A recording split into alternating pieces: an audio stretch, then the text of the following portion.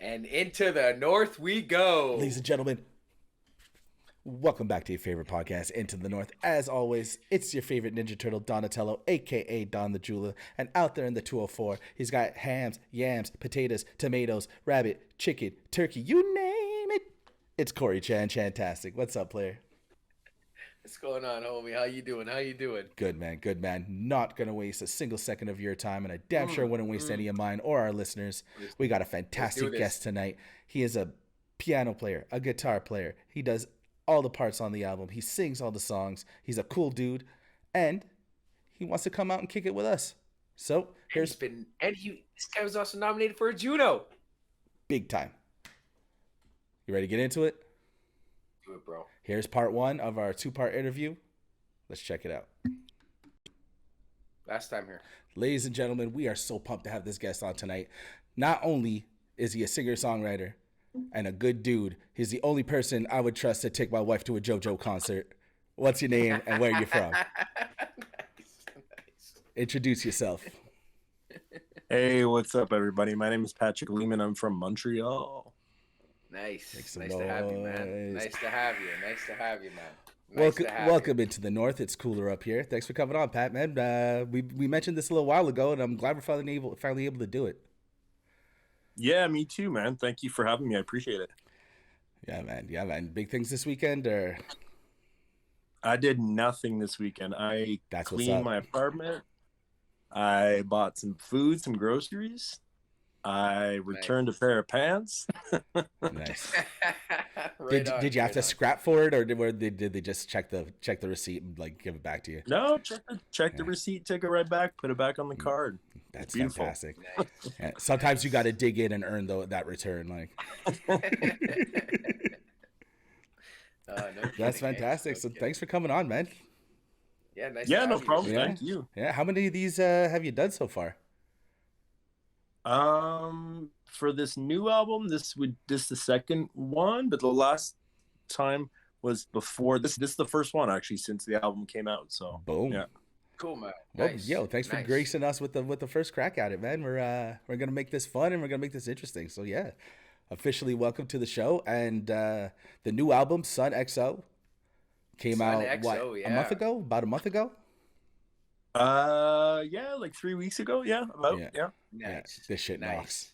This shit's dope. Yeah, it's good, man. It's good. I gave it a good listen too, man. A few times I was playing it at work there. Grant sent me the link there, and yeah, I like it, man. It sounds awesome. You got a great vibe happening there, man. It's very chill, very like old school feel, I find, / like Jack Johnson-ish in a way, you know what I mean? Like, it's dope, man. You got some seriously good. You got some serious good vibes happening from that track, from that album, though, man. I was gonna say more cut finger gloves, trash barrel under an overpass, singing with 4 other dudes style. That's more the vision I got from it. Yeah, that's cool. That's cool. It was dope though, man. The vibe was great. I liked it. It was really good. Really good. Nice. Thank you very much. Yeah. I recorded. Yeah, all of it basically the first year of the pandemic from home. Just rented some good microphones and rented. I actually had to rent a guitar because I didn't even have one that I could play that sounded good enough. And then kind of just, when nobody was doing anything, just recorded as much as I could. And there'll be 2 parts to it, and this is the first. I wasn't sure if I wanted to do like one album or. So I still have some songs left, so I think I might put something out at the end of the year. But yeah, this one just came out SONXO a couple weeks ago, and super. So, yeah, make part 2 XOXO. Yeah, XOXO. Yeah, well, that's it. I still have like enough songs left that I could do something else. So I'm trying to figure that out now, but cool.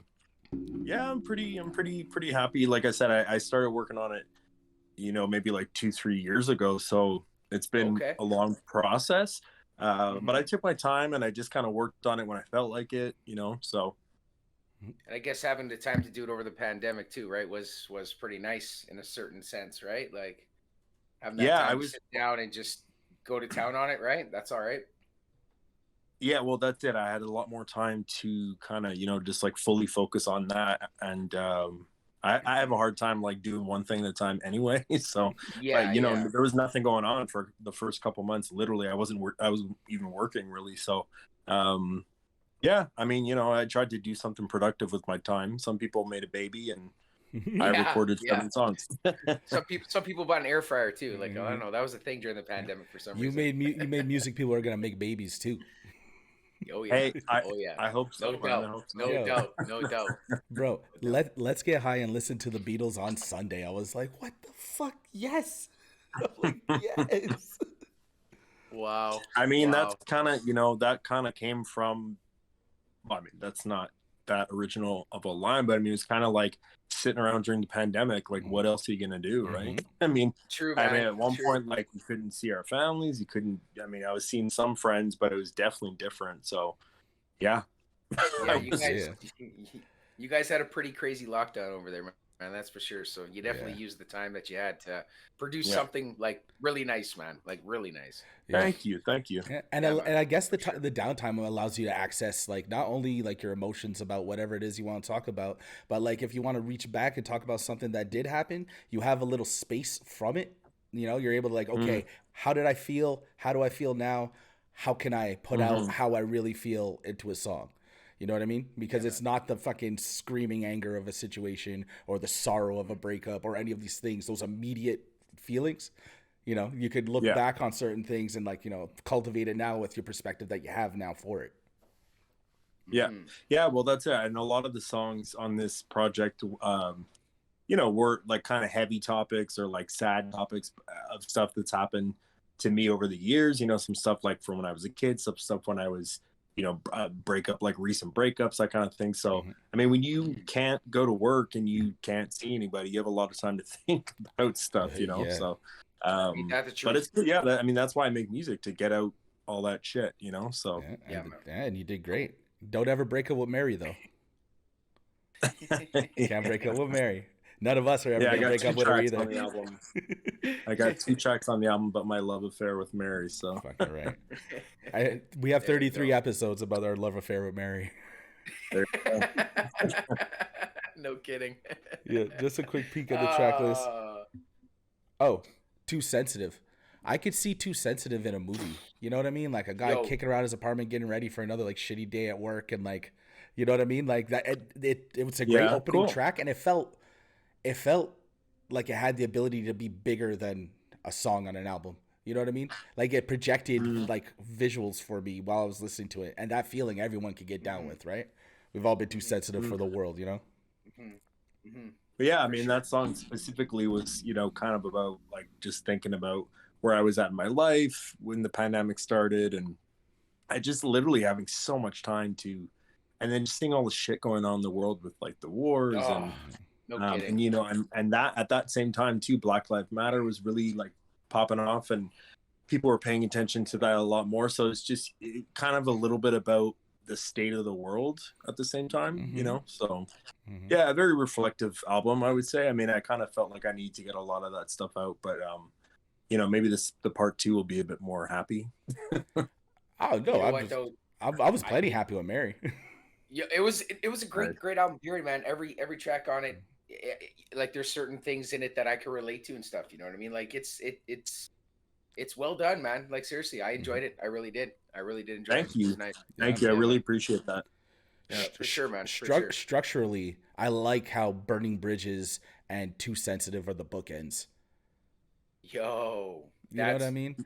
And like it opens, you're like, I'm not feeling it, and now Burning Bridges is like, yo, this is a necessary evil in my life, and I'm tackling it. You know, I'm going head on at it. Yeah, I mean, I definitely like that song. Bridges was about a family member on my dad's side that just really kind of deceived us, and I could not shake it for like a couple of years, honestly. So I had that song for a while, and I wasn't sure if I wanted to do anything with it, and then finally put it on. So that's why I kind of felt like it needed to be at the end of the album, because it kind of is like, I think maybe the heaviest one.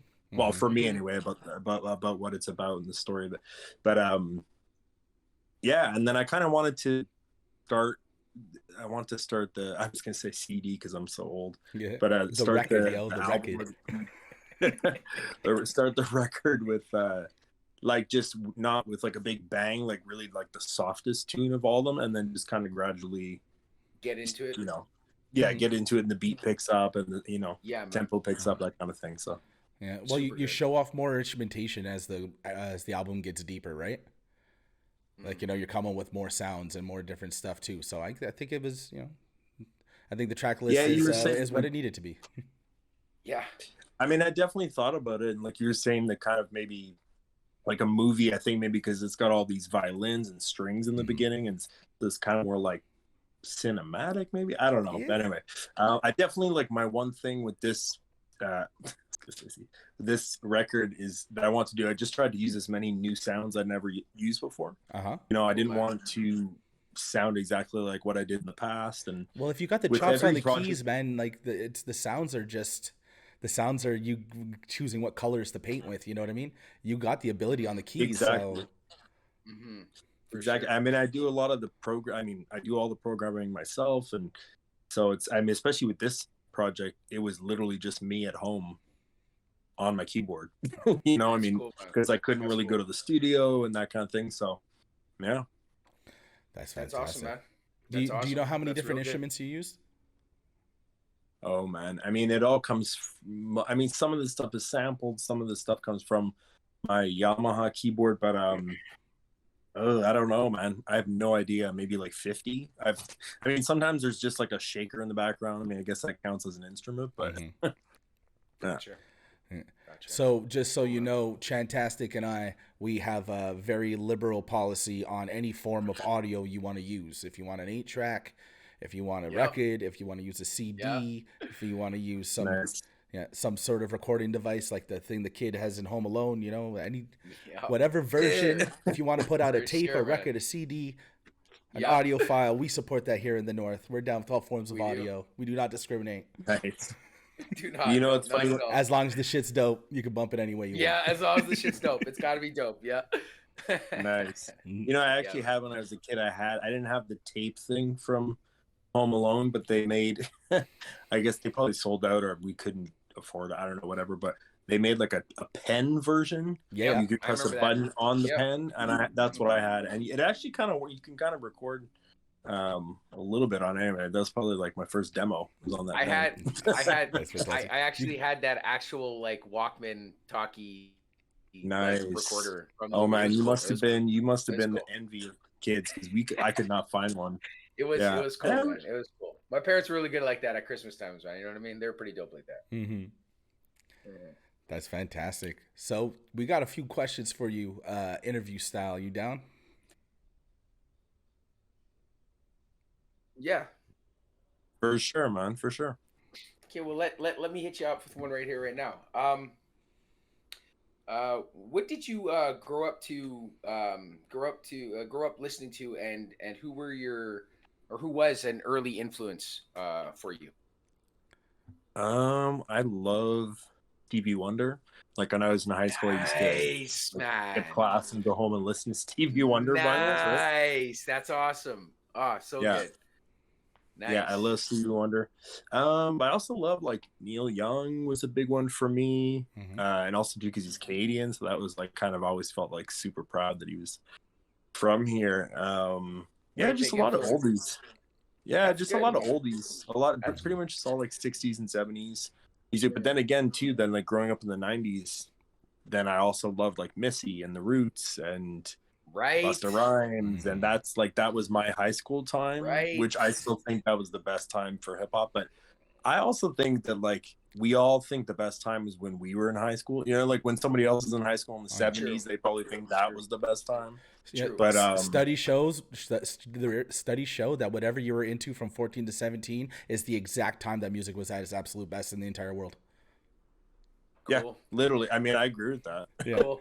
Was it 61 or 97? Doesn't matter. Those 3 years, that's when music was at its absolute best. Seriously though, like, oh man, music. I just love how it like can take you back to a time and a place and a thing that you were doing. You know what I mean? That's what's cool about music to me. I love that. Yeah. Well, that's what's like cool about making original music, but also like I can't decide whether I like Neil Young better than Missy Elliott or Led Zeppelin. You know what I mean? Like to me, it's just if a song is good, I like the song, whether it's country or hip hop or 90s or 60s. Like I just love music, man. But at the same time, that's kind of what's hard too. You kind of do have to like pick a lane sometimes. But Yo, I definitely have a lot exactly in this lane you're in because I love every fucking second of it. No doubt. Yo, if this would have came out when this music sounds like it should have came out, forget about it. You would have a whole wall full of Grammys. Like this shit is banging. It's good, dude. It's good. Like it's well done. It's really well done, man. Like thank you. I appreciate that. You're doing it right. That's all I gotta say. I'll tell you what, man. Yo, Silk Sonic opened a door that you're gonna be able to put this thing through, and it's gonna be very, very. Yeah, there's some really good songs. Oh, cool, man. Thank you. No problem. Yeah, I like that album. There's some good, like 777's a great tune. Fly Like very Me. James Brown, eh? Like very James Brown, but also it's Anderson .Paak. Honestly, like I saw him at the Jazz Fest. He did like a free Jazz Fest show, maybe this is maybe like a couple years ago now. Anyway, it was great. Nice, really man. Yeah, he's awesome. I'd love to see him live, like for sure. He's good. He's super dope. I mean, the vocals of Bruno, like Leave the Door Open. It is the second I heard it, it became one of my absolute favorite songs of all time, and it still is. So good, so good, fantastic. Like that. You can ask for two better people together to do an album like that. It's amazing you mentioned Busta and Missy because that is one of my dream verses. Are you familiar with the verses format that Swiss Beats and Timbaland? Yeah. You know, I've only kind of watched one. I think like did they used to be free when it first started? I don't know. I feel like now you have to pay for it or whatever. They put one behind a paywall, which is bullshit because it was Cypress Hill against Onyx, and like if anyone could use a free one, like those guys could have used the free one, like You know what I mean? Swizz versus Timbo, people will pay for because they know it's gonna be a billion hits. You know, people who would watch Cypress Hill versus Onyx, like they're not gonna shell out the $8. Like, No. Yeah, no, I definitely. I've seen one or two. I was trying to think which one did I see? I saw one of the earlier ones. But yeah, it's definitely a cool concept. I think Timbaland owns that now. Him and Swizz. I think he. Actually, him and Swizz co-own it, and anyone who participates, they get a small percentage. So the revenue from future versuses, they'll get a piece of. Oh, nice. Yeah. Oh, wow, that's cool. Yeah. There was a whole like Earth, Wind, and Fire versus Isley Brothers. Yeah, because they sold to Triller to get some of the actual capital up, and they didn't get paid. They get paid exactly. Yeah. But but they're good now. Yeah. But that's one of my dream verses is Missy versus Busta. Who did Busta do it with before? DMX, right? He didn't. No, Snoop and DMX. Who was it with DMX? Snoop, that's right. Yeah, you're right. You're right. Fuck yeah, no kidding. Hey, Missy and Busta. And and honestly, that felt like Snoop was just doing his songs and supporting DMX the whole time. Like DMX was like, it was just the beginning of his comeback tour before he passed away, and it was tough. But yeah, Busta versus Missy, I think would be insanity as just a live show. That would be good. And Stevie versus Smokey also. Stevie versus Smokey. Wow. Oh. Yeah, see, I don't think there's any comparison there, to be honest. But it's the closest. It's the closest thing that works. You know what I mean? I guess. Well, I was just gonna say, like Missy and Busta is a really good one because I don't know who else either of them would go up I think against. Really, like I can't picture anybody. Can't picture Missy. Yeah, and I can't really picture Missy going. I can't think of anybody that. That's a really good one, actually. That's a really good mix matchup. That'd be good. That'd be really. And if it's done live, the show's just gonna be obscene. Like, and there's gonna be a million guests, and it's gonna be just fantastic. Nope, for sure. And she seems like she's been kind of coming back the last couple of years too, right? Like that she's been kind of did the Super Bowl and then. She's been around. Yep, she's been around. Yeah, I think I think she has a massive catalog, but you know, is she still hungry to keep putting out more stuff? I don't think so. You know, like she was in the pocket with Timbo for a long time, and Timbo basically fed her a career with the hits. Not to take anything away from her contributions, but like no. Timbo gave her a catalog that'll last forever, right? So does she still want to keep pushing forward and doing new stuff, or is she cool with the stuff she has? You know, do a tour every 2 years, put out a couple of new songs or whatever, guest on something, you know? Yeah, no. I've never really. I love Missy Elliott, and I think I know like basically all of her music, and I really don't I don't know, man. The newer stuff is just, even the new stuff with Timbaland, it's just not the same. Yeah. The stuff from the 90s, early 2000s is Music, just, even now. music's changed, right? Like hip hop's changed a lot, right? So I mean, I have to be honest, I'm a huge hip hop fan, and I have not really, I didn't go with it. Like, I'm still stuck in like 2002, 99. Mm-hmm. All right. Because it was a golden era. It was a golden era. Mm. Like those early 94 to 2000s. 96, and then like 97 to 2000, then 2000, like right around where 50 comes out, I think is its own separate era. And I think, Dude, I would agree. Once like ages 18, ages 18, like once I turned 18 to about 24, 25, music was just banging, dude. Like to me, going to the club, it was some of the best music played in a club at all time for fucking for music, man. Like for hip hop and R&B and shit. It was unreal. I still think PIMP is like a great song. Like that still sounds super fresh to me. The sound of the steel from drums, Usher in the early 2000s. Anything from Usher. Oh, anything from Usher in the early 2000s was unreal. Yeah. Save Usher because I'm gonna bring him up a little later. All right. Yeah. Cool. Yeah. Any other big influences as a kid? Was there a singer you wanted to be? Honestly, man, I just love Stevie Wonder, and I always wanted to like combine sort of like the instruments from like the 60s, but also like, I don't know, I always thought it'd be cool to make music that was sounded like the drums of Cypress Hill, but like rock and roll guitars. And I don't think I've made that yet, but I'm still trying to make that. But then again, like that's not like that has existed for years. You know what I mean? Like it's like even Aerosmith and Run DMC, like it's been done. When you make that, you let me know. You let Chan know because we're gonna bump that for sure. It's all about, it's all about like this, getting that right sound on the guitar, getting the right sound on the snare drum, or if you're gonna use a drum pad instead of a real drum. You know what I mean? Like there's so many things that go into recording a song that I am still learning so much. But those are probably my two biggest influences, like rock and roll and hip hop. I would say probably. I met Stevie Wonder at the airport. Nice. Did you really? Yeah, I got a picture. Nice. I'll send it to you. I was crying, Stevie. I love you. Tell me about that. That's insane. He was coming through. I saw like a big group of people, and I was working at wherever I was working. It was a bag check area, whatever, out and around the people.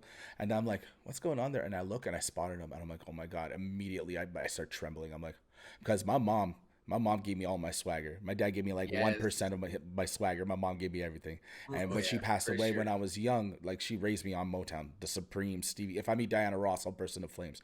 Diana Ross, Stevie Wonder, Marvin Gaye, Jackson 5, and all of that. So the second I saw Stevie, man, all my emotions just like, I walk up to him like, Stevie, I'm a fan. You know, my mom died when I was a kid. She played me your music. I grew up on you. You know, this is an honor. He's like, I love you. God bless you, young brother. God bless you. And then I get in there and his daughter takes a picture and it's me and Stevie. I'm like, thank you, Stevie. He goes, okay, thank you. I appreciate you. And then they left. And I'm standing there crying like just freaking shaking. I met one of my fucking lifelong heroes. You know, wow. For him, it was another day, but it blew me away. Him and Hulk Hogan are the two biggest celebrities. Yeah, I was gonna say Hulk Hogan too, eh? I remember you telling me that, but you're like, "Oh my god, you won't believe who came through today." Hulk Hogan came through. I was like, "Oh my god, you must have cried!" Like, oh yeah, crazy man, crazy. Yeah. So Stevie, though, next time I see my buddy Stevie, I'll tell him my homie Patrick Lehman sends him all the love in the world, and please do, man. That is so cool, and like.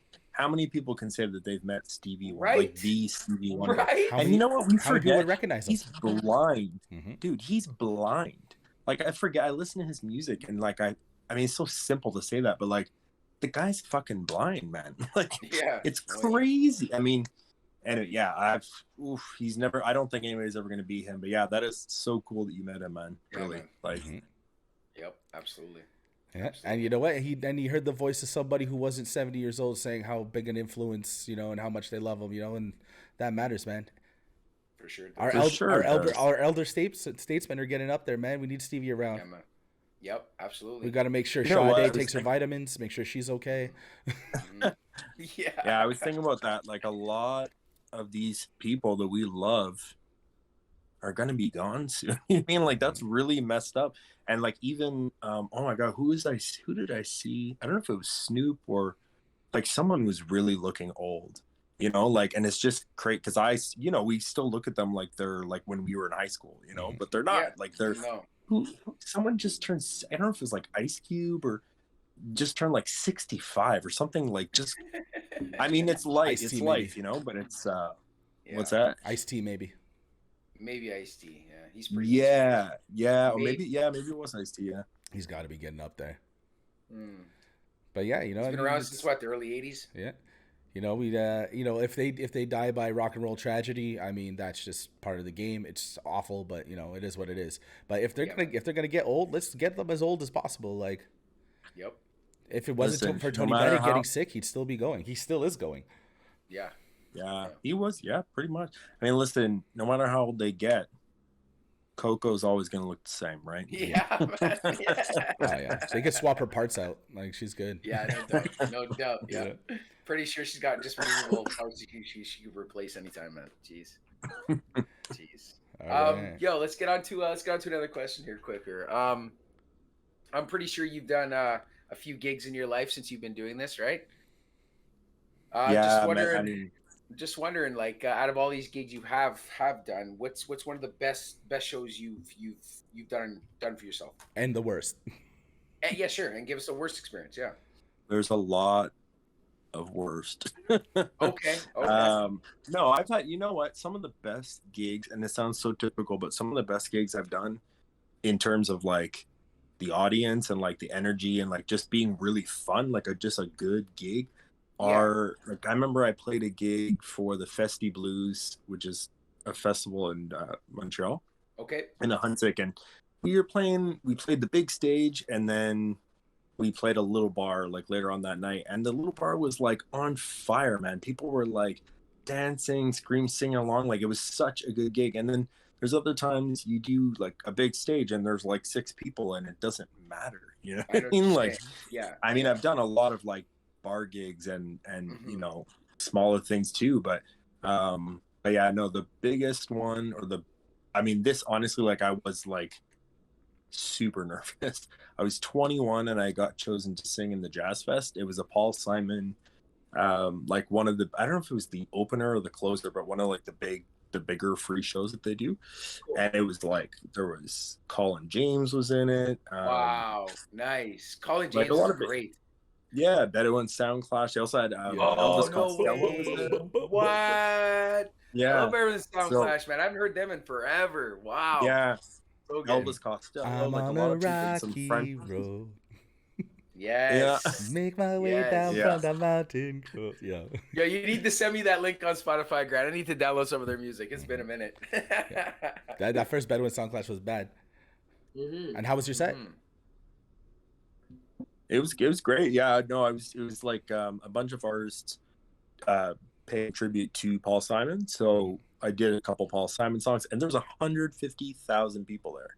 Whoa! Where was this? Was this an indoor, obviously an outdoor event, right? Yeah, this was Montreal Jazz Fest in Montreal. Obviously, this is in 2006. So I was 21, and then the next day I was working in the mall at my CD store job. And this lady comes up and bought a Paul Simon, like, greatest hits, right? So I'm all excited and I'm like, oh, ma'am, or whatever. Like, and I'm 20 or 21 at the time. And I was like, oh, you know, did you go to the show last night? It was great. Oh, yeah, it was amazing. I was like, yeah, I was in the show. I mean, I was one of the guys that like did the final song, one of the final songs. And she kind of just like smiled at me like, you're so full of shit. Mm-hmm. and took her CD and walked out. This is. But just to show you, like, you know, you can be on a stage in front of like 150,000 people, the big show at the festival, and the next day you're just a dude, right? So it's like it's an interesting thing to do the big gigs and the small gigs, and just, I mean, honestly, man, after the pandemic, just appreciating that anybody wants to listen to you at all, you know? Yeah, that's cool. I mean, that's cool. You know? Like, I mean, the music industry is so cutthroat too, right? Like, I mean, shit, it's not an easy thing to just jump into. You know what I mean? It takes a lot of courage, I believe, to do something. I mean, like that, so I think like anything, you just gotta love what you're doing, and you have to work hard. Absolutely. And then maybe it pans out, maybe it doesn't. Yep. You know, and there's all different levels too. I mean, like I said, like some of the best gigs have been the little bar gigs, and then I mean, don't get me wrong, some of the bigger things have been awesome too. I got to tour in Europe a little bit, and that was really cool. But a lot of that is like running around, packing your bag, being exhausted, Gotcha. like Yeah.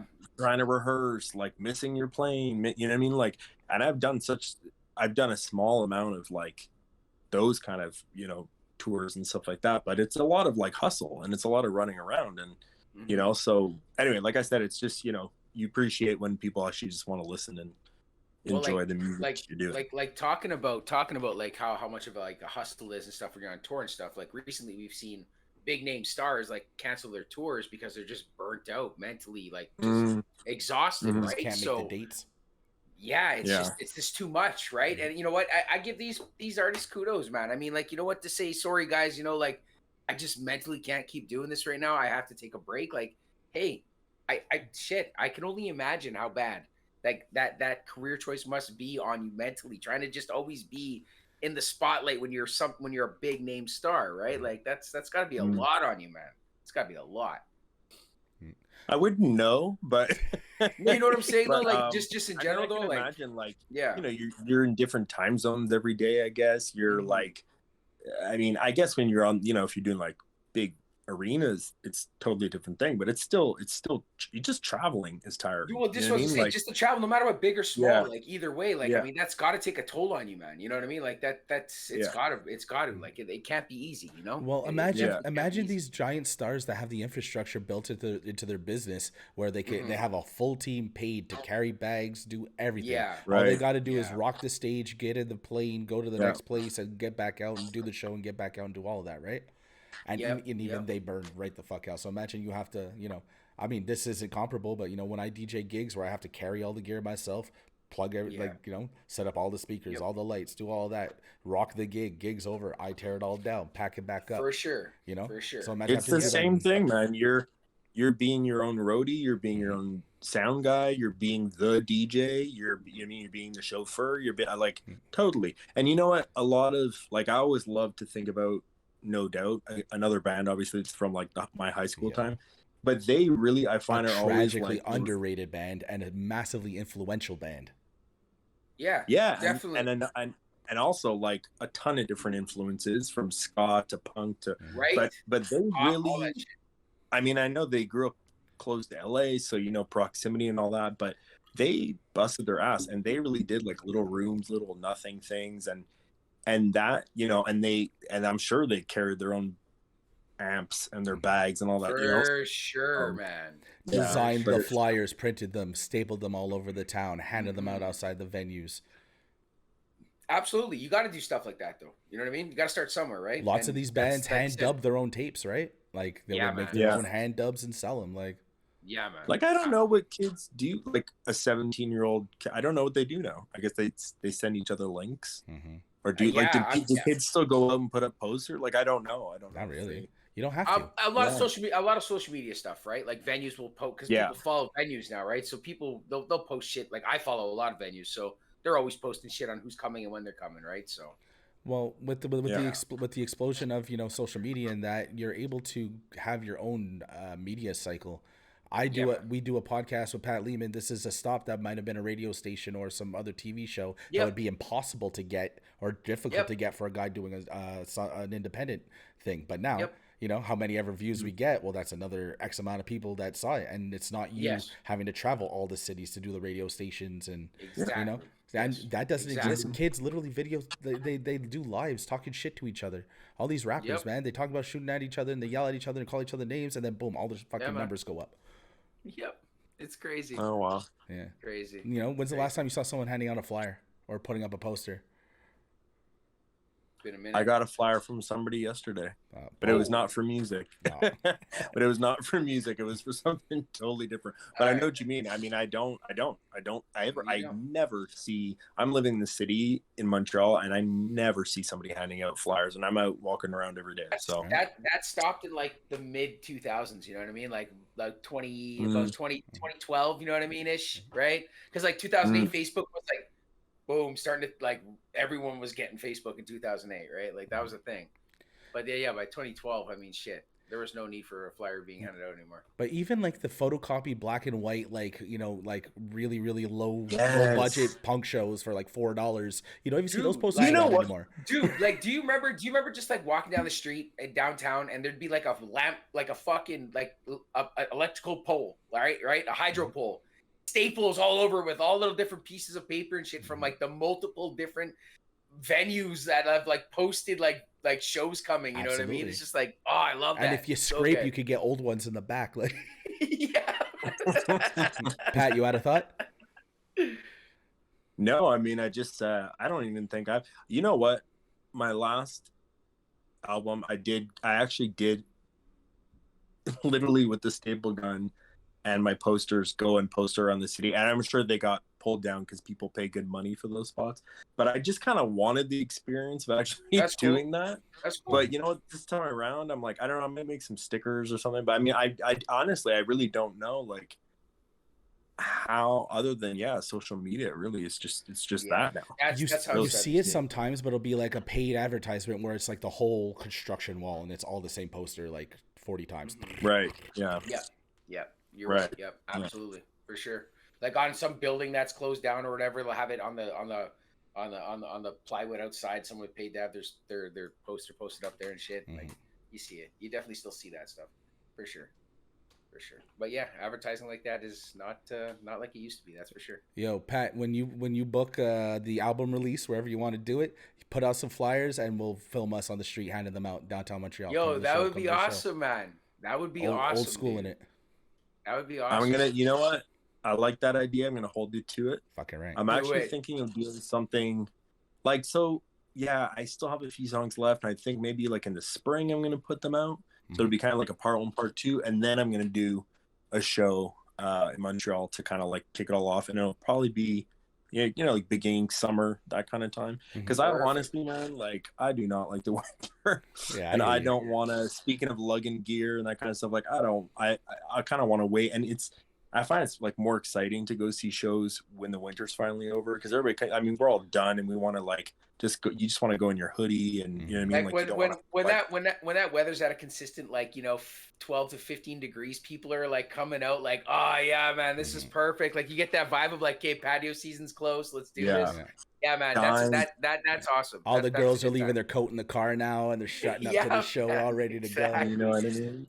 Open toe shoes are coming out again. Like, geez, man, here we go. Yeah, so I'm a sucker for cornrows and manicured toes. Belly chains, bro. Belly chains. Yeah, man. So we keep our word here on Into the North. So when you decide to do that show, man, however I could help, I'm down. I'll definitely hand out flyers. Plus, I know where you could get a dope ass DJ. Amazing. Boom. Right there. I appreciate it. Hell yeah. Right there. Is there a rock bottom worst possible gig that you've done? That I've done? Yeah.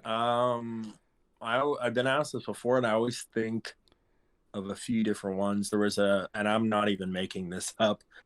Do you know John Rosner? You probably know. Of course, I know John Rosner, guitar player. Yeah. He did this gig with me. I mean, such a good guy to do this with a couple other. I think we were like 5 people. We went out to some small town in Ontario. It was probably like a good 5 hours. And I booked this gig, okay, because I was booking my own gigs back in the day, and it's a Christian, like, sleepover camping festival. And I'm saying festival like it's not a festival.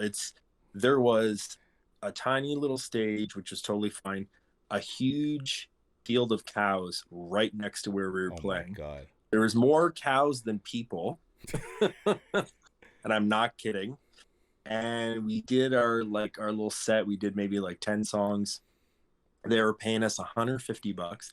They didn't want to pay us in the end. They tried to bribe us and give us like a box of granola bars and like some hot dogs and stuff. But we needed the gas money. We needed the money for the gas. Bro.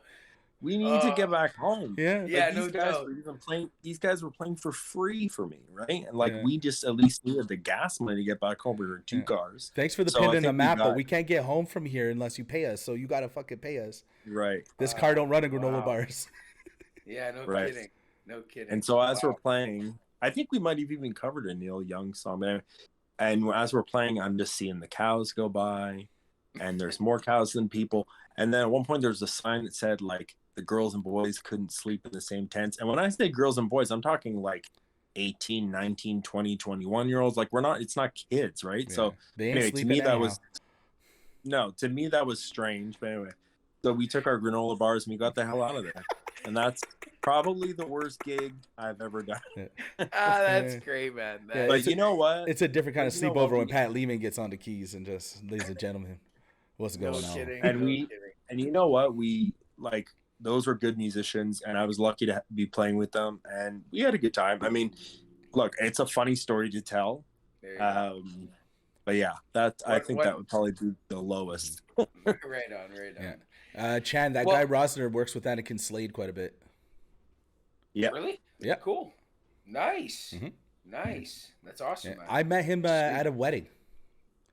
I eventually met him through like I eventually got to know him through other people, but yeah, I was doing a wedding one time. He was playing "Here Comes the Bride" on his guitar. Oh wow! He's very good guitar player, and I kind of had a feeling that we've got people in common with. Yeah, we got tons of people in common.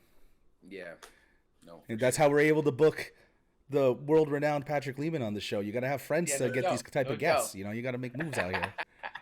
Man. You know what? You got to turn every relationship into content if you're going to try to be, the best Canadian sourced podcast that a guy in Winnipeg and Montreal does together as a team. Right? It's a small bracket, but I think we're at the top of it. So yeah, we're getting there. Yeah. What time is it there now? It's like an hour earlier. An hour earlier. And how long have you guys been doing this podcast now? Since March of last year. This year. Okay, cool. So this is also kind of like a pandemic project. Okay, it literally started. There's like 5 of us. Was it me, you, Combe, Brad, and Lavoie? Yeah. So 5 of us. We were all on a group chat. We would drink almost every night together during the pandemic. It was crazy, dude. I'm not even. Like we would sit on our phones. We would literally like sit on our phones on Messenger, and we'd all just drink. Like our weekends were a blur. Like we were from afar, and the people who were all at home couldn't go out to see each other because they had a curfew. And like I'm just sitting there, and I was like, yo, we need to do a podcast. This should be a podcast. Grant's like, yes. Everyone's like, yes, let's do it. And then me, Grant's like, fuck it, let's go ahead and just do this. So this is where we are. Here we are, episode 34. Yeah, I've been trying to get one going. 34. I've been trying to get one going for a while, and it's like everybody, when it comes to like, hey, we should do a track together. Yeah, sure, man. Send me your idea, and then, so it's like everyone was like, yeah, sure, why not? And then all of us were like, yeah, let's do a podcast. And then when the tax were done, when it was time to show the cards, I'm like, yo, who really wants to do this? Chance like, let's get it started. We got it started, and now here we are. We managed to have our boy Kundo come in a few times though. Yep. We're gonna try to get all the homies on. Try to get Brad on. Try to get Combe on. Yep. Episode 45, bro. Yo. Yeah. But this was actually post-pandemic because like we talked the whole time about let's, and then everyone says if I had all the time in the world I would do this, and then 2 years of doing nothing go by and I didn't do any of those things. Yeah, man. Yeah. Exactly. Yeah. And my boy, my Friday night's excitement was like video chatting with these guys, man. It was crazy. It was crazy. And it was good. I did the same thing. We would laugh and drink on the house party app. Yeah, and it's basically like FaceTime, but anyway. Yeah. And that feels like a long time ago. But I know, right? What else are you gonna do? Tiger King feels like it came out when ET did. Like it's so long ago. Oh man. Like, oh man, yeah. There's a lot of like late nights spent on this group chat, just getting smashed. And I gotta send a huge shout out to my buddy Joey Chops. I'm sure you've met Joey. Bounces at McAllen's. Anyways, he started one, and I'm like, and in no way is this a slight. I'm like, fuck. I've been talking about this for years.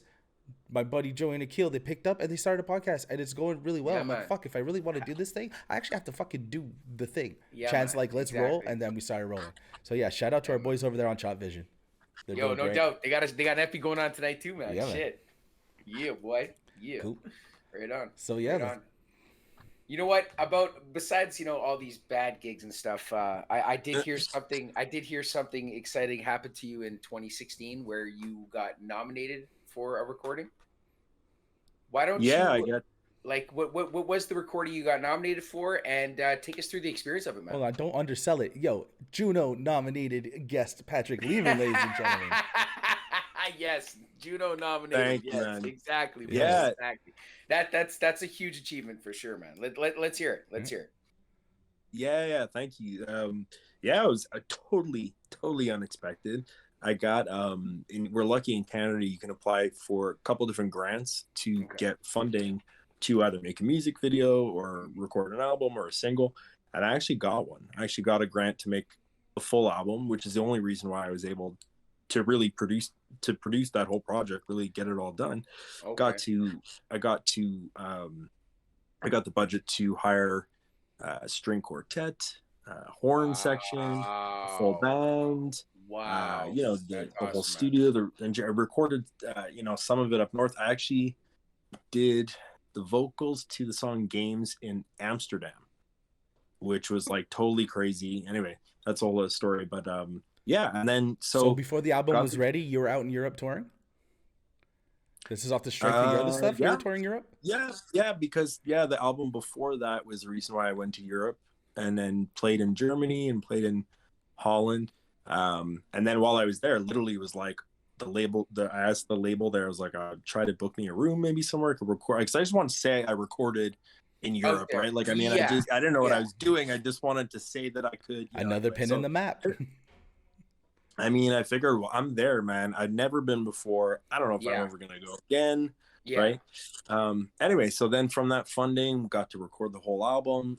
We did most of it in Quebec, some of it in Amsterdam.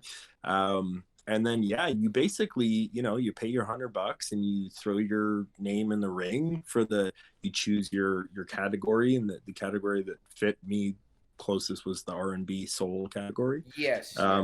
And I got nominated, and it was a complete surprise. It was pretty cool because my grandmother at the time was kind of sick, so I got to tell her. Like, she got to see me go through that whole process and everything.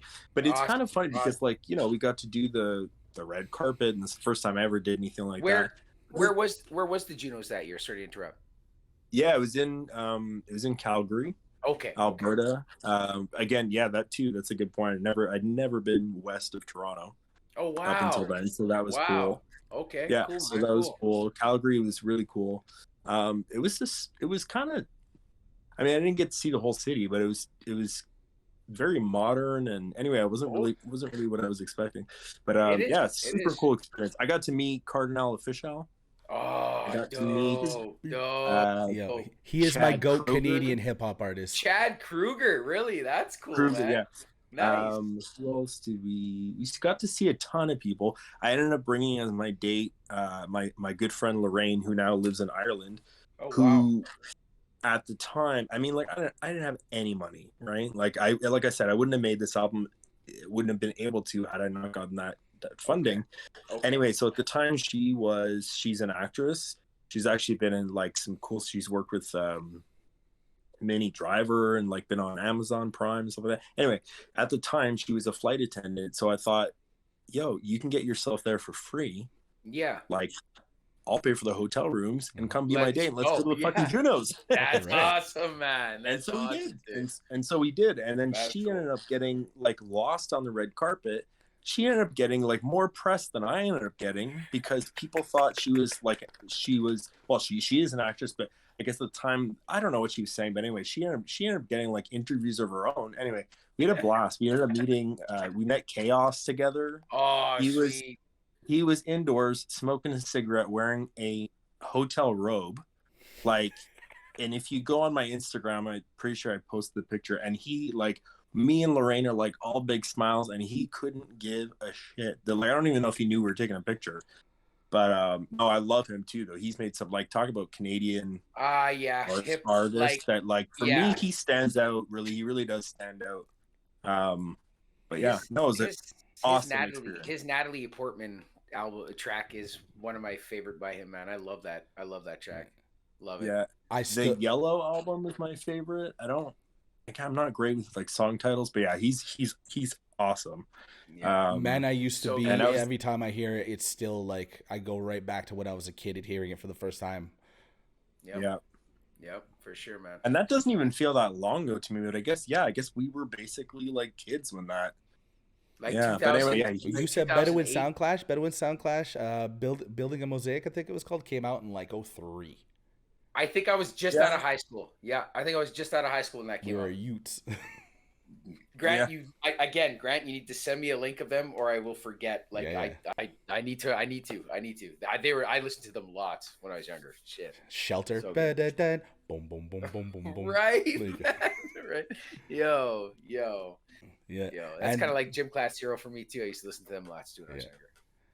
absolutely. And Yeah, they were good too. so did you like? What was it like? You're backstage a ton? Were you in your chair? Like, Yeah. were you moving around? Yeah, so that category, the soul R&B, I think it was R&B soul recording of the year. So for album of the year, that category. So there was the televised award show that everybody sees on the Sunday, and then on a Saturday night there's like kind of a gala dinner. It's not televised. Okay. Well, it was like live. You could live stream it, but anyway, that was the night. The Saturday night was my category, so that was kind of cool. There was like a nice like fancy dinner, and I got to meet the head of Universal and all that, like really fun stuff. That's fire. Cool, man. Fun, like Cool.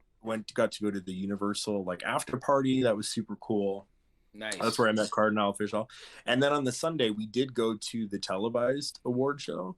Yes. But I was like up in the grays.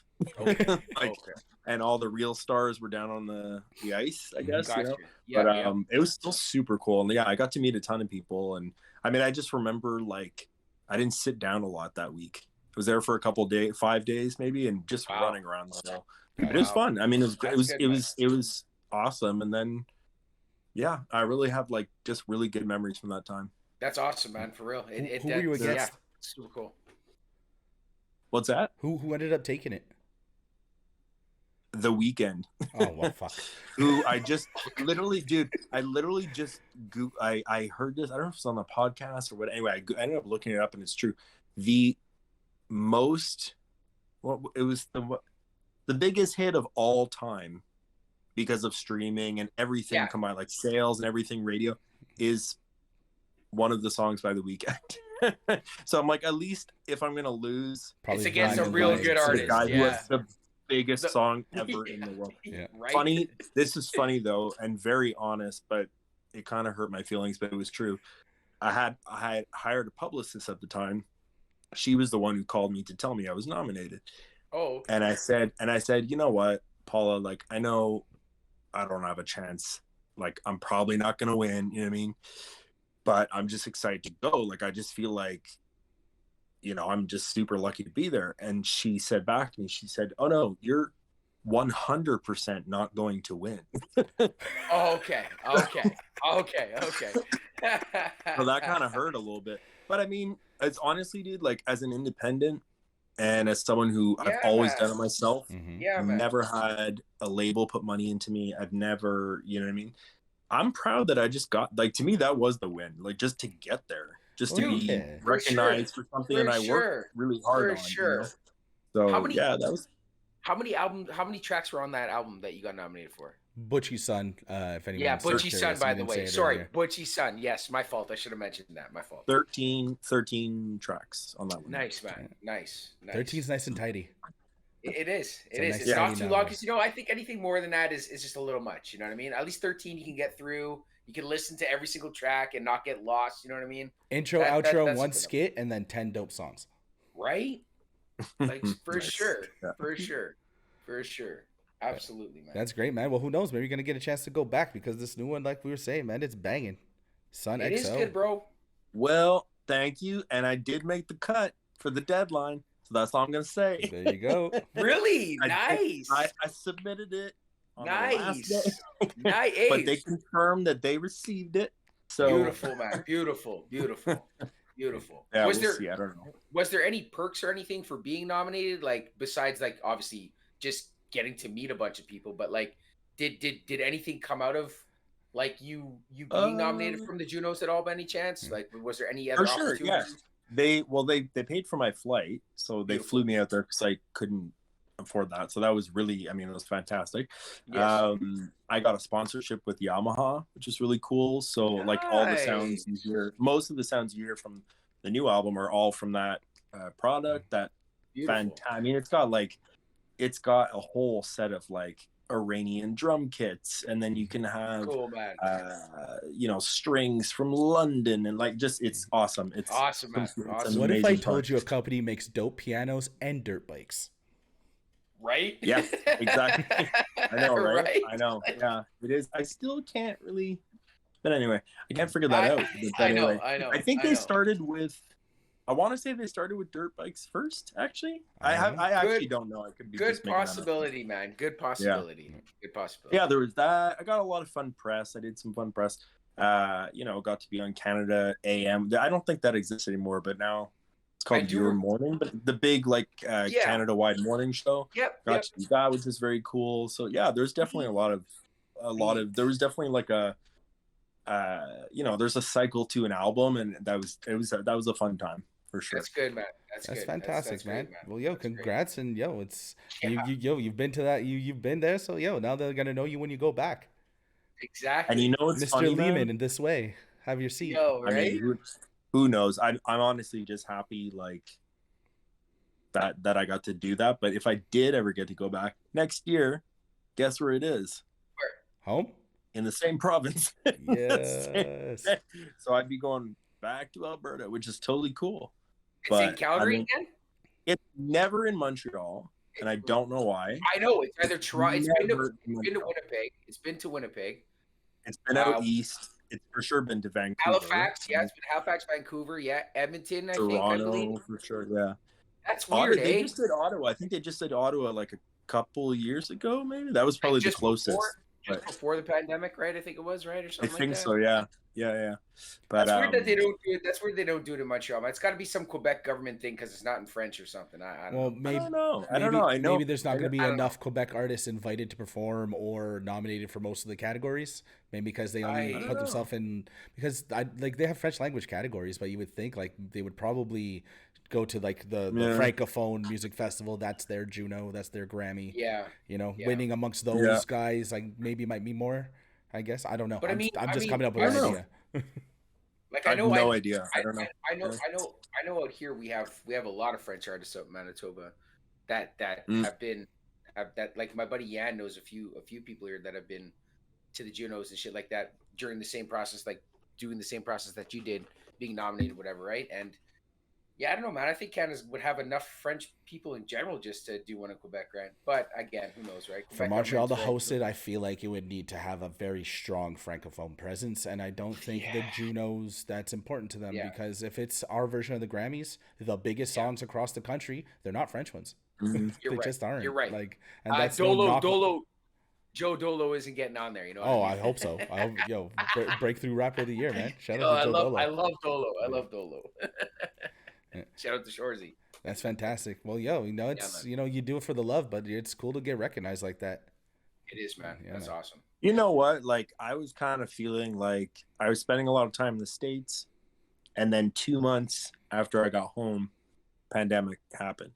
And at that time, I was kind of feeling burnt out, and I was not even really doing music much anymore. And then because of the pandemic, I mean, I keep saying pandemic, but like because of all that free time, at least, especially that first year, where I wasn't working for like 6 months, I mean, I kind of like fell back in love with music again, almost, because like I wasn't doing gigs, so I wasn't really like doing the work part of it, and I had time to sit at home and like write songs again and just listen. Honestly, man, just listening to music a lot. Access like your existence, like you want to, like just music is about conveying your existence and like how it all is happening around you. If we don't spend time looking into ourselves and seeing what that existence is, how you're supposed to make art out of it.